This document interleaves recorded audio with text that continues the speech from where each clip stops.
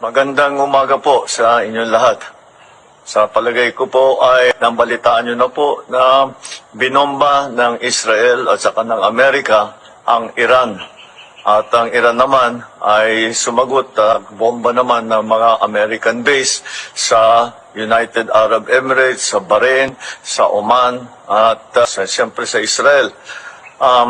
Alam naman natin na napakarami ang Pilipino diyan sa bandang Middle East. I'm sure nag-aalala kayo sa inyong mga kilala, mga kaibigan at mga kaanak na nandun. Mula nung nabalitaan natin na nagsimula itong gera, ay nag-monitor na kami kahapon pa ng late afternoon sa ating mga embassy, sa ating mga labor attaché, sa lahat ng mga embassy natin doon sa Middle East.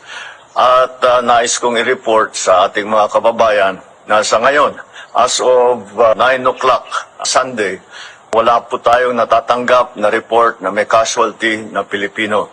Wala pong Pilipino ang namatay, wala na Pilipino ang nasaktan.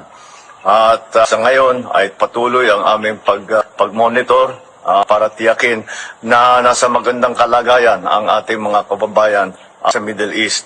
Ang ating tuloy-tuloy na binabantayan dahil ito'y kailangan natin tuloy-tuloy na bantayan at hindi ito tapos pa. Palagay ko patuloy pa itong gerang ito. Ngunit sa aming latest report ay ang ating mga kababayan ay nasa safe na lugar.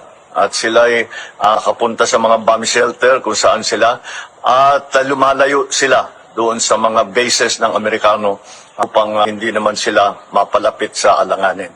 Patuloy po ang pagre-report natin habang dumadating po ang report sa akin. Magandang umaga po.